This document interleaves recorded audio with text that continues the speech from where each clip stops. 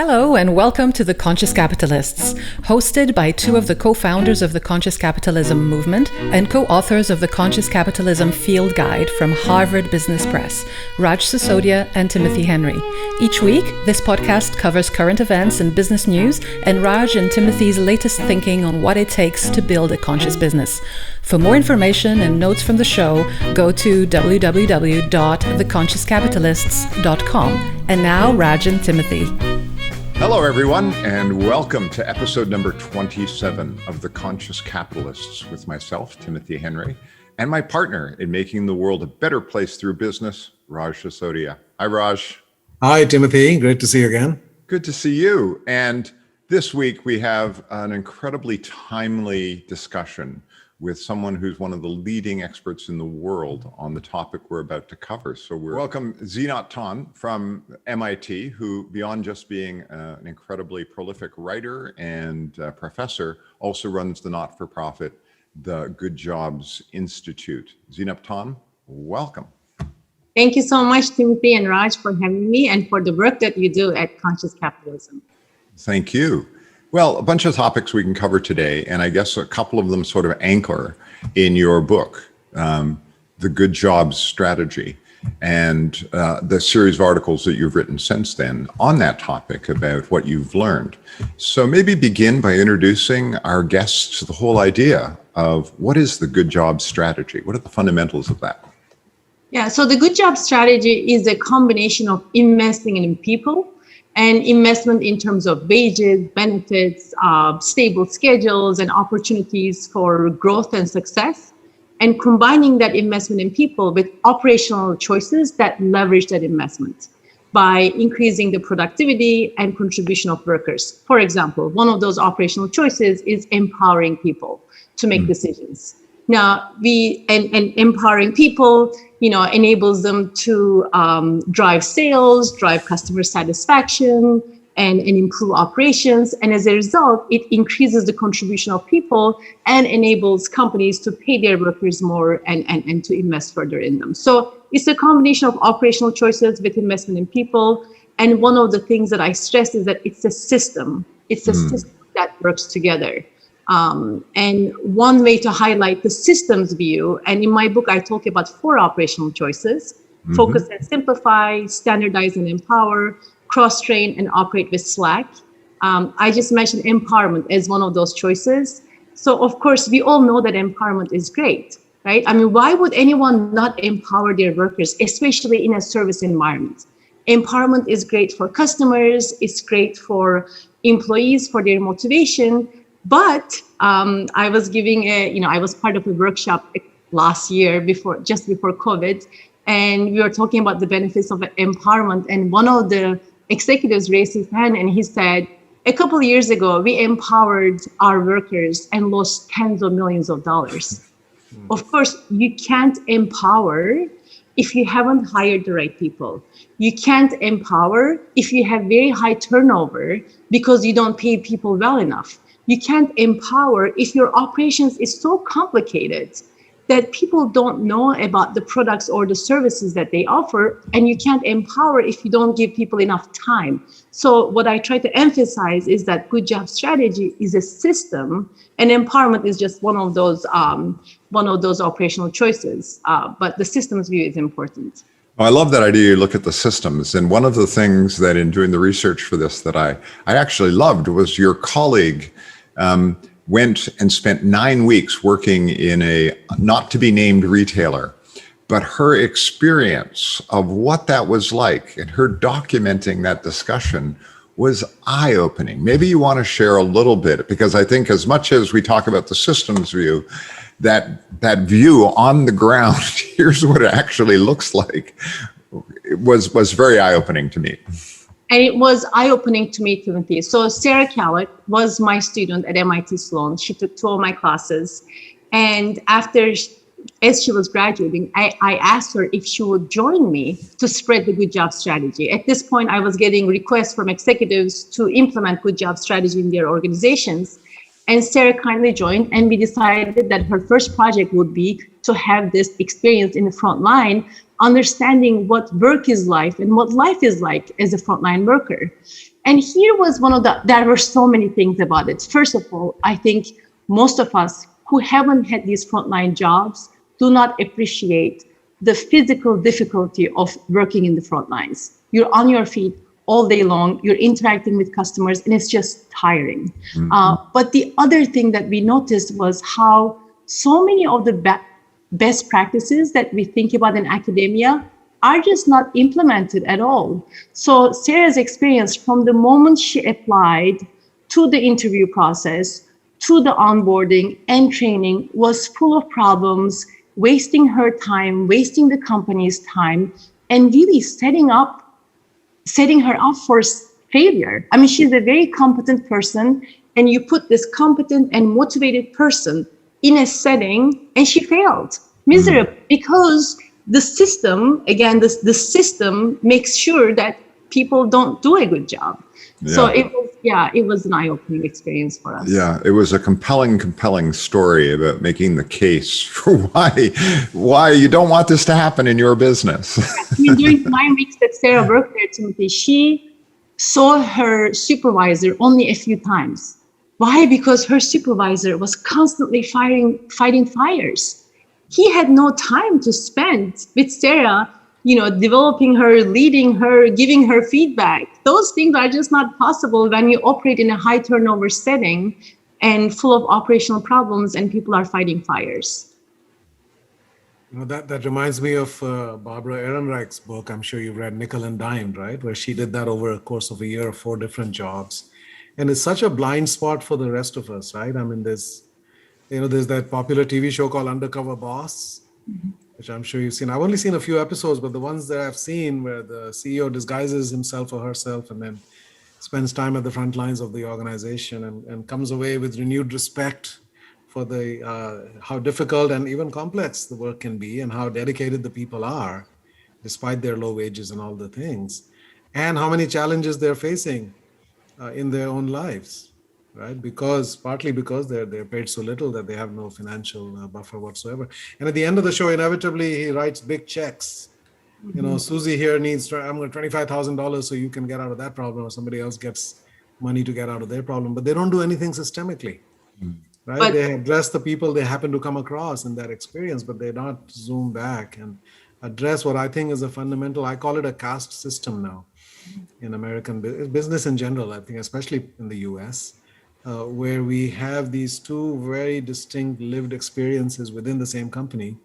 You've got your salaried, college-educated, full-time professionals, and then you've got the hourly, probably not college-educated, many part-time, without benefits, without a growth plan, the rest of the workers, right? And their turnover probably would be 10 times higher, right? And the engagement might be a fraction of what it is. And we just live with that, and we just accept that. Right? And if we start to then look at what is going to make life better, as you point out, it's not just paying more, which is important, it's critical, but also all of the other factors that make it for a dehumanizing experience. I am 100% with you, Raj. There is such a big disconnect between the headquarters or the management type and the front lines. And that causes lots of problems, but it also prevents the headquarters from really understanding what the work is like and from understanding what the experience of frontline workers is. So one of the things that we do when we present the companies is we do workshops, and during the workshops, we present them their own data. And their own data about, as you mentioned, pay is not the only thing, but pay is such an important thing. And if you're at the top, you have no idea how important pay is for the front lines. And we present the take-home pay data for their full-time workers, and we compare it to the living wage. And when executives see these data in front of them, there's oftentimes quietness in the room. And we talk about how, with the wages that they receive from you, they're not able to pay their rent, pay for childcare, or just basic expenses. And of course, if you can't take care of your basic obligations financially, then you're under tremendous stress. I mean, there's research that shows that when you don't have enough money, it drops your IQ by 13 points. and has all sorts of health and stress type of consequences. Of course, when workers have these, they can't show up at work with their full selves. They can't focus. They can't be productive. They have attendance problems. And of course, this means that they can't, they can't improve, and they can't be going to the next stage in the company, and they find themselves in this vicious cycle. But so many executives don't understand how important that pay is, being able to take care of your family is for frontlines, because we live in two different worlds in this country now. Yeah, and there's also data that shows that financial stress directly contributes to all kinds of physical illnesses, right? From blood pressure to ulcers to many depression, anxiety. I mean, we already have an epidemic of depression and anxiety and even suicidal ideation in this country, and it's only getting worse. Absolutely. Absolutely. But there are companies like HEB, one of the companies I've written about in the Healing Organization, where the CEO, who's by the way, the grandson of the woman who started this company. And it's really like her energy still flows through this business 80 years later. And he said, please pay our people as much as possible, not as little as possible. So the objective function is not to minimize the cost of labor. The objective function is to maximize what we can pay people and create a business model around that. And by the way, their prices are lower than Walmart's, even though they're paying way better wages and also giving them stock and so forth. I mean, it's kind of one of the similar to the case studies in your book. Oh, absolutely. So Craig Boyan, who runs HEB now, he's the president of HEB, comes to MIT every year and talks to my students about what they do. And he said, one way to think about labor is just if the cost to be minimized, and that's how most retailers run their operations. And he said, we think about people is we try to see people as drivers of profit. And we find that investing in our people is a winning strategy for us. So he makes a very compelling case. And as you say, Raj, their prices are just as low, if not lower, than their competitors. They are amazingly successful financially. And when there are issues right now with COVID-19 pandemic, or when there are problems in, hurricanes or problems in Texas, or, just 2 weeks ago, the disasters that we had in Texas, HEB is able to adapt to those so quickly because they have a motivated and capable workforce, and they have great operations. So it's one example of the many companies that can, invest in their workers, drive lower turnover and a more motivated and capable workforce, and their investors, customers, and employees, and the community. Everybody does better. So I'm fascinated by, what we've just sort of basically set up. You've just sort of said, hey, listen, here's this company. It's incredibly successful by operating in this model. And you show in your book and in your articles numerous companies that really are industry leaders because they operate this way. And yet, it's almost like with conscious capitalism, we sort of say, look at some of our member companies. They're incredibly successful. They're among the most profitable in their business. And yet we sometimes feel like we're talking a foreign language when we get into these discussions, which, brings me back to this, like what really is the alternative? If you're not going to treat your people really well and you're in a customer service business, what are we missing in trying to convince more businesses to go down this path? Yeah, I mean, first of all, thank you for leading this movement. I have one of my Raj's favorite books, Everybody Matters. And it's a combination of investing in people and operations too, because Bob Chapman in his work, looks at lean Toyota production system to really drive contribution. But you asked Timothy, why is this so rare? And why is it like we find these companies that are doing really well and then not enough of them follow this path? I think a fundamental reason is that this is not the only way to maximize profits. So it is possible to operate with high turnover, don't treat your customers super well and employees super well, and still make money. That is the reality. We see so many companies operating that way And it is possible, and it's profitable. Now, competitively, at some point, they end up losing out, but that takes a very long time. So one of the reasons is that companies don't have to offer good jobs and invest in their people to be profitable. I think the second reason is that there is fear and incentives that get in the way. Fear that, especially for public companies, maybe activists will come after us if we do things that might hurt the shareholders and they perceive it that way. And fears of short-term drops in the stock price, because so many executives' compensation is tied to stock price and their tenures are getting shorter and shorter. So I think the incentives are mostly around short-term, focusing on the short-term versus the long-term. And the good job strategy is a long-term game. And there might be times where performance gets worse, and you have to stick with it. And it's a harder strategy to follow than the bad job strategy. And I think the third reason is what Raj talked about, that caste system. A lot of executives don't have faith or belief in the frontline workers. I think a lot of executives don't believe that ordinary people who didn't go to college, that they would be capable and motivated to do the work. And that is a huge problem that we need to address. When I look at leaders like Costco's Jim Sinegal, and he had such belief in workers, right? From the moment he started Costco, he was paying employees double the industry wages. And he thinks that operating with high turnover is not even possible. Like, why would you ever run a business that way? He thinks like us. And I think one of the reasons is he started in the front lines. He knows the work. He appreciates the work. He knows the people. One of the companies that's surprisingly moving in this path is Walmart. Walmart in the last 6 years, and especially in the last few years, has made great progress in investing in people, in fixing their operations. And one of the reasons is a lot of the leaders who run Walmart started in the front lines. They know the work, they know the people, and they can have faith in the people and make a bet on investing in them. So do you think in leadership development today that it should be a requirement, really, that you have to do a rotation and spend a week, in 4 or 5 different frontline roles, right? So that you understand the work and you understand the lives of people. I mean, it just seems to me that that should be an essential thing. I don't know very many companies that do that, though.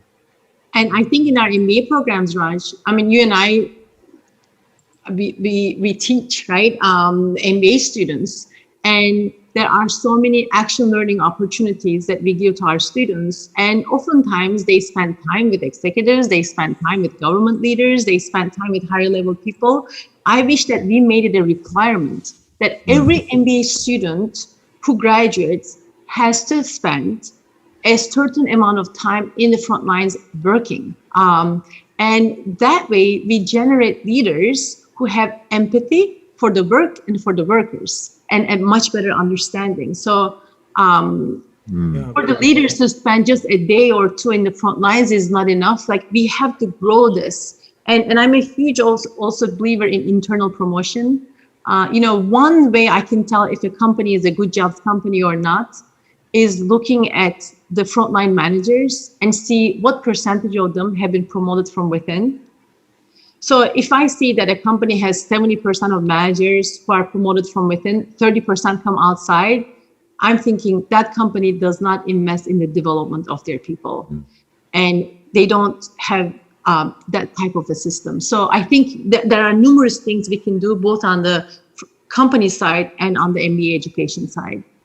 So, building off of that, one of the interesting things, I think there's almost like 2 tales to talk about. One tale is, we go to the companies who believe that being purpose-driven, thinking about stakeholders, what we would call conscious capitalism companies, that there's a great fit between that purpose-driven stakeholder orientation and the good job strategy. So, I think that that's one angle where I think we in the conscious capitalism movement can look for this kind of integrity around how you do this. Then there's another argument, another side of it, which is, listen, folks, as the retail industry shifts significantly with the pressure of e-commerce, with the increasing importance of the retail experience being a brand experience now for people, because there's that piggybacks on your ability to get people to buy online. And this sort of integrated online channel, omni-channel experience increasingly puts a lot of pressure on the retail environment to have maybe fewer stores, but have better experiences. And I'm curious if you're starting to see that as being one of those angles where you say, how can we have a great customer experience that's going to support our e-commerce brand positioning if we don't have a good job strategy? Yeah, and Timothy, maybe I'll address it in retail and beyond retail, because there have been numerous companies that have implemented the good job strategy. Retailers, of course, but also call centers. For example, Quest Diagnostics implemented the good job strategy in their call centers. And in both of these environments, the primary driver has been competitive, like you identified. Either it's moral because the leaders believe that this is the right thing to do. How can we ever, like once we see those data, how can we ever have, you know, a significant portion of our workforce making below living wages or being on government assistance? But a huge driver has been competitive. On the retailing world, it has been, how do we create this omni-channel experience? To be able to do that, we need a lot better execution. And interestingly, you know, the reason I got to these problems was I'm an operations person. I'm not a human resources, you know, I'm not in that field. But the reason I got into these problems was because 20 years ago, I saw that retailers had terrible execution in their stores. So products were not placed where they were supposed to be placed. Their inventory data were inaccurate. Now, in the omni-channel world, these are huge problems. If your inventory system says a product is in the store, but it's not there, and you promise a customer that they can buy that product from you, you won't be able to fill that order. So these execution problems are huge in retail. And when you look into what drives them, it's employee turnover, it's lack of training, it's understaffing and operational complexity, all the things that the good job strategy addresses. So yes, to be able to fix that, to thrive in this omni-channel business, you need to have great execution. To have great execution, you need to have great people. And of course, the customer interaction part is extremely important as well. Zeynep, it's always interesting to learn about the journeys that people have taken to become conscious leaders or conscious thinkers or professors. You know, a friend of mine at Boston College, Sandra Waddock, wrote a book called Intellectual Shamans, where she profiled 28 academics who are kind of doing work that resonates with a higher purpose for themselves and for the world. So I'm interested in your journey. You're from Turkey. How did you get to be doing the work that you're doing? Did you have any epiphanies or awakenings? Did you feel like you connected to your purpose at some point? Like what shaped you?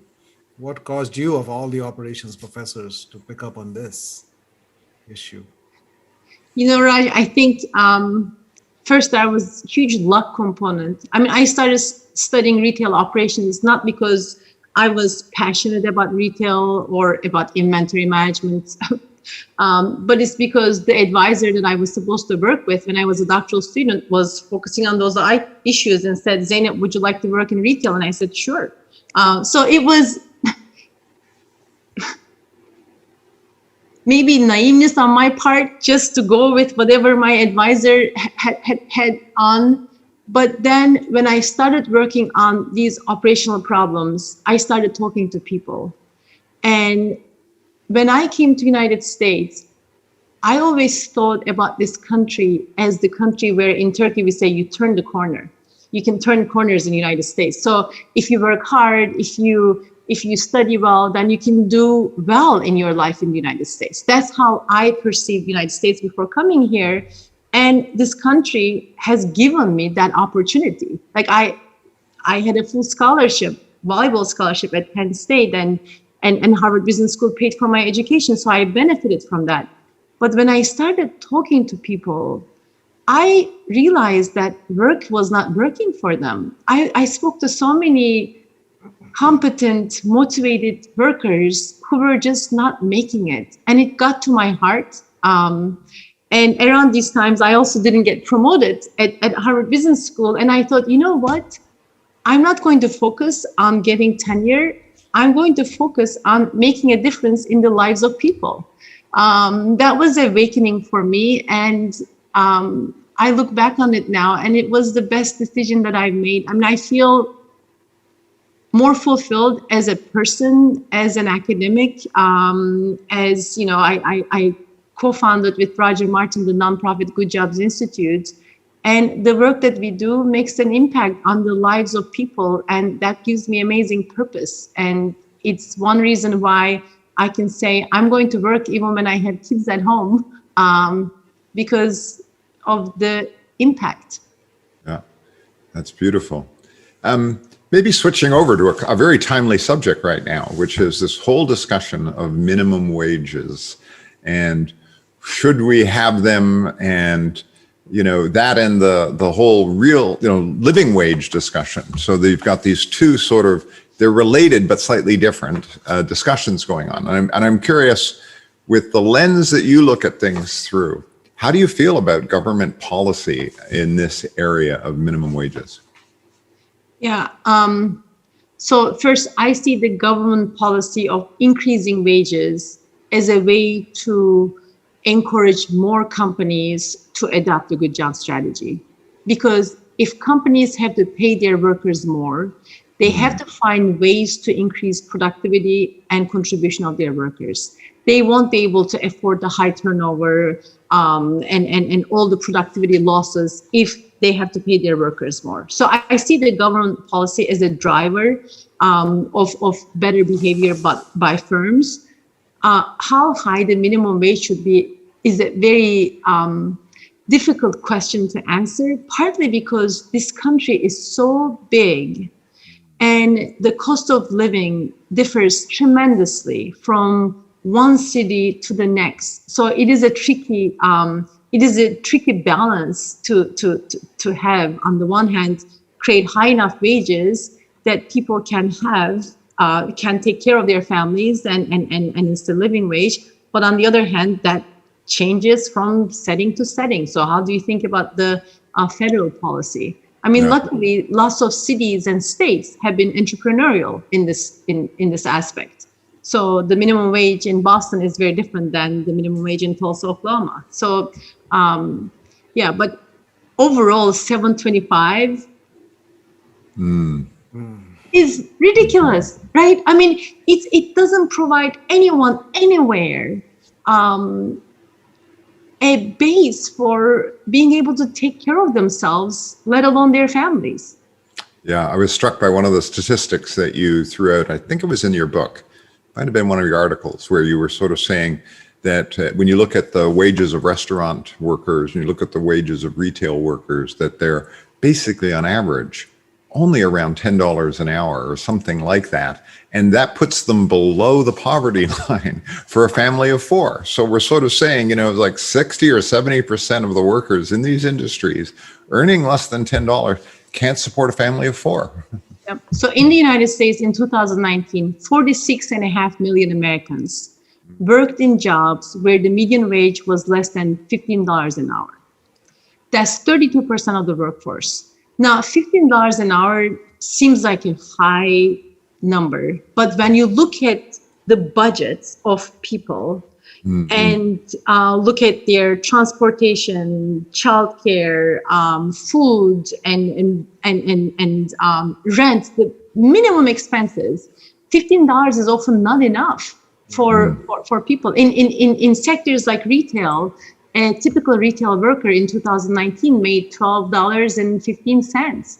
So if they work 40 hours a week every single week, they would be making slightly over $25,000 a year. And by the way, most retail workers and frontline service workers don't get to work 40 hours a week every single week. So they make even less than that, and they oftentimes don't have their schedules in advance, and their hours and income shift from day to day. So it's a the wages, schedules, and financial insecurity is a huge problem that we have to fix, and government needs to play a role. One other role, if I had a magic wand. Yeah, we've given you the magic wand. Go ahead, use it. If I were running the Department of Labor, I would say, hey, companies, disclose your pay data. Let us see what percentage of your workers, and not hourly wages, because hourly wages is misleading. A company can pay $23 an hour, but a typical person works only 20 hours a week. So they still don't make enough money. So disclose your annual take-home pay for the workers and just let us see those data. I think that will go such a long way, because one, most companies don't look at those data. It would encourage companies to look at it. Two, investors can now see who pays more, who pays less, and have a sense of who has high turnover, who has low turnover. Customers who want to vote with their values can see this, and firms love benchmarking. I mean, they always look at other companies' data, and they can see themselves vis-a-vis their competitors. So I think just asking firms to disclose those data can go a long way. Intel does this, and Intel discloses these data by race and gender. So they can see if there is, what they're paying in general, and also if there are any discrepancies between women and men, people of color and white people. So more companies should follow Intel's lead. Well, I was going to actually go there about the whole ESG movement, because what you're focusing on is sort of the S part of the ESG movement. And under S, society, people often put people, and they sort of say, so what reporting do we want companies to be making? And, right now there's a lot of work going on in a couple of different spaces that says somewhere in the next 12 to 24 months, we're going to get, clear definitions of what should be asked for. And so when you put your magic wand on, I'm wondering, when you look at that S part and you say there's this wave coming, how can some of our listeners sort of get involved in supporting that? How do you think that the people that are listening to this, that are already in this space, what can they be pushing for to help move this forward? And the S part, the whole ESG part, is one of my colleagues at MIT, Roberto Rigobon, has a recent paper, calls it the aggregate confusion, because there is not much transparency. Everybody looks at different metrics. But on the S part, if you could choose 3 metrics, so one would be the pay data that I mentioned. Yeah. The second would be employee turnover, which gives a pretty good indication of whether a company is taking care of its workers or not. And then the third would be what percentage of the frontline managers are promoted from within. Mm-hmm. Because if a company has this high percentage, it means they're careful in who they hire. It means they have great programs to develop people. It means that they're providing these career ladders for people to move on to better positions. It says so much about the organization. So what percentage of the managers are promoted from within, annual take-home pay, and employee turnover would be the 3 things that I would push if I were an ESG investor. Would you see this increasingly as an existential issue? In other words, if we don't address this problem at a system level, this is what's leading to all the populist movements. This is what's leading to the flirtation with socialism and all of the things that are going on in the world, right? Where capitalism is seen as this system where people are locked into these low-paying jobs and feel exploited by it. So it's not just the smart thing to do. Isn't it a matter of preserving the system that we all care about, that gives so many other benefits? If we don't do this, the consequences could be really dire. Yeah, I think, Raj, during and after World War II, this was the concern of many business leaders, that socialism might take over if we don't create good jobs. And this fear, partly this fear, encouraged these business leaders to reinvest in their workers and create good jobs. And I think we are at a similar point right now. A good chunk of the Americans don't believe that capitalism is working for them. People think that the system is rigged against them. So in this moment, And of course, we have COVID-19, the pandemic. And when we look at the pandemic and who gets most affected by the pandemic, it tends to be people of color or lower wage people, and the George Floyd protests this summer. So there is this train coming, and I think we have to act. Otherwise, the consequences could be dire. When I talk to companies in the service environments, I say, we have so many divisions in this country now as a result of all these dynamics. And the environments that we have are places where people get together. If you go to a store, like a Trader Joe's, for example, where employees feel that they're respected, or Costco, customers feel they're respected, and there's just better vibe in that store. People treat each other with more respect and dignity. And then you go to a place like, I don't want to name names, but high turnover environments, the racial problems become even worse problems because people don't like each other. Employees are not treated well, so they don't treat the customers well. So I think there is that macro point about like capitalism, the fear of capitalism, and then at the personal level, the discrepancies, the divisions in our society need to be addressed. And one way to address it is to create these environments where people can thrive and find that they're being treated with respect and dignity. It feels like we keep learning and forgetting these lessons, right? I mean, if you go back to the 19th century, why did we have militant unions and then Marxism and socialism and communism? They all arose in response to the perceived abuses of workers by companies, right? The working conditions at Carnegie Steel and and all the rest of those stories from England and here.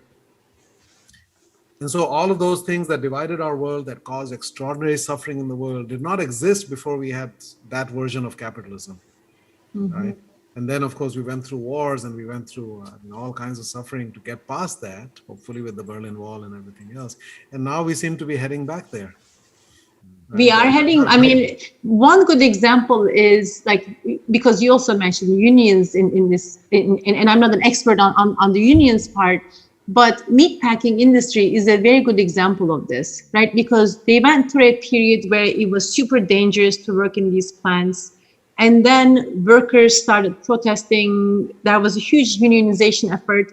But then again, we saw more consolidation and being in states where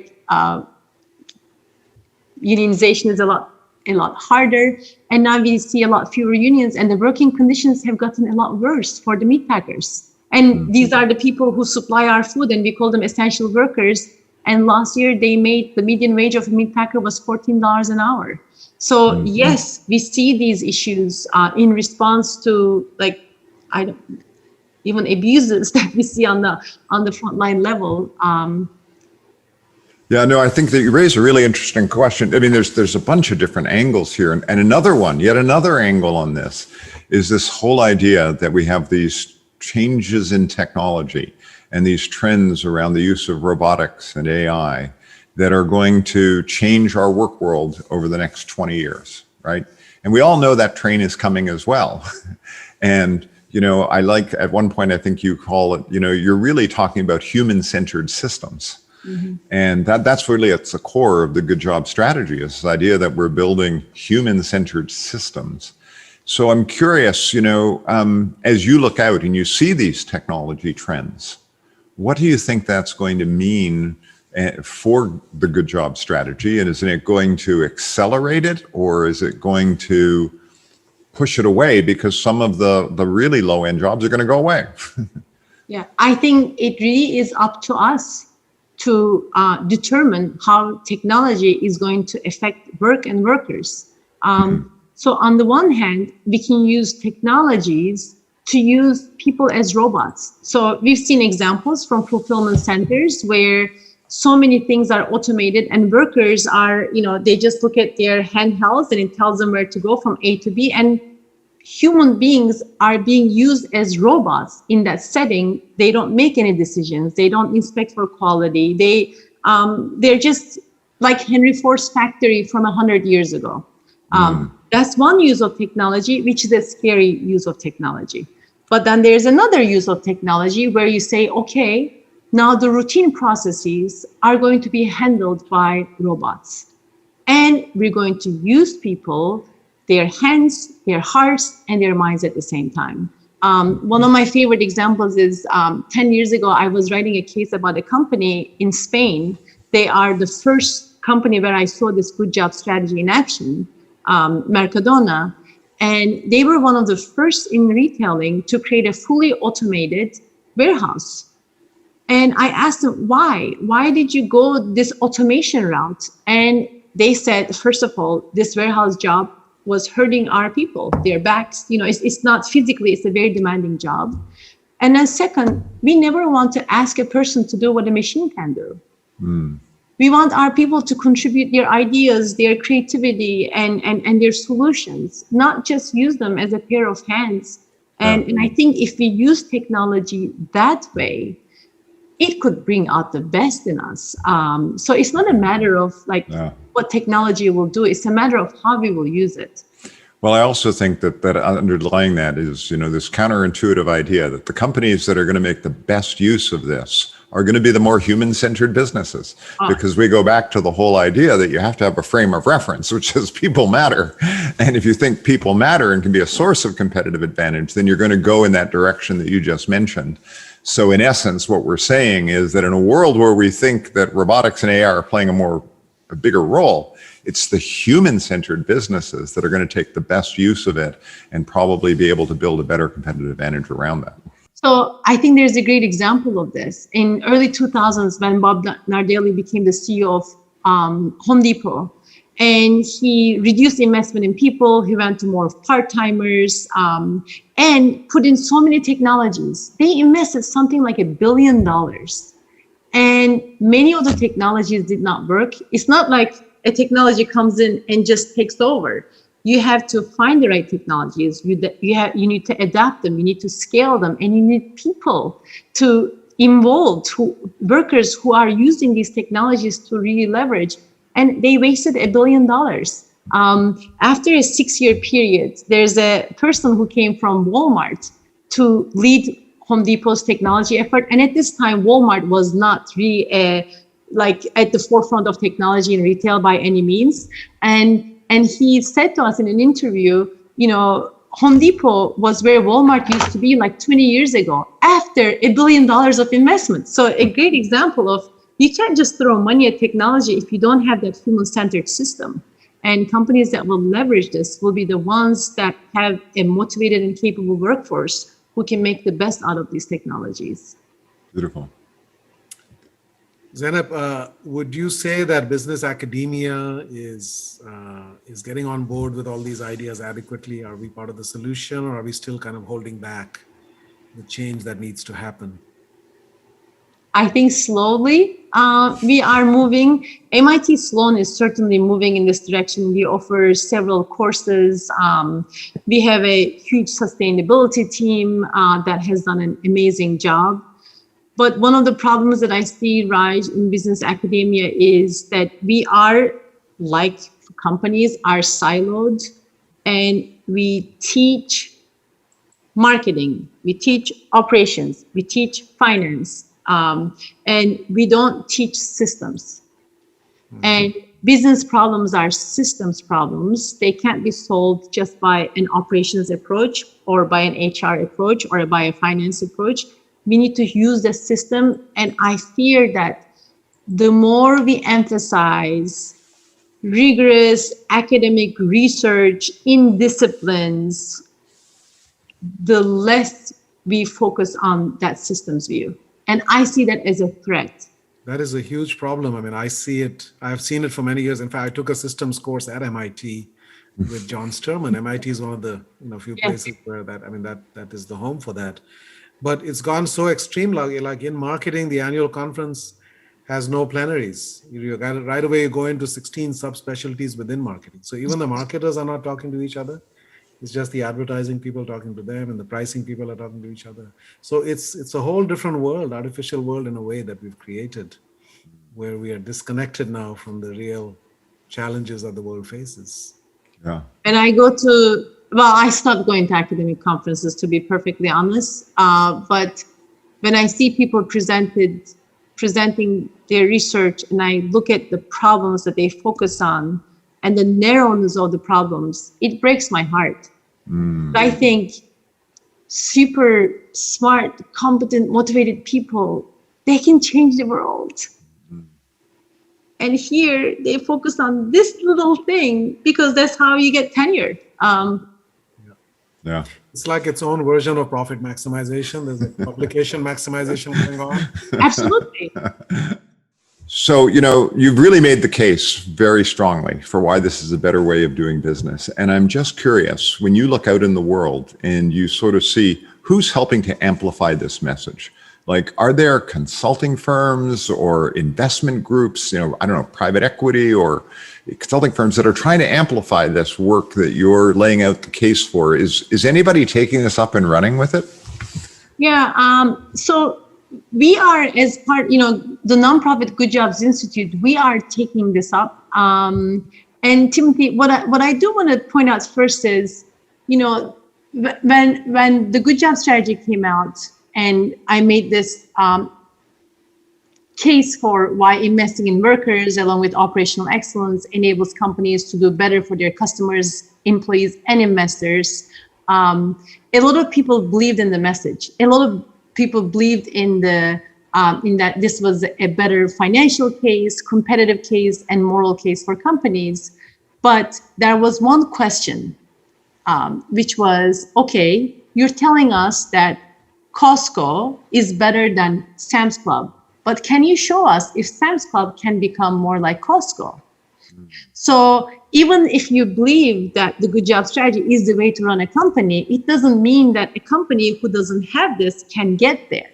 So after the book came out, I, you know, spent the next couple of years trying to figure out, is this possible? And that's why we co-founded the nonprofit Good Jobs Institute to say, okay, let's figure this out. So what we have seen in the last 3 to 5 years is it is possible for large companies, for small companies, for public companies and private companies to make the move. So now how do we amplify? Now that we show that that movement is also possible, how do we amplify the message?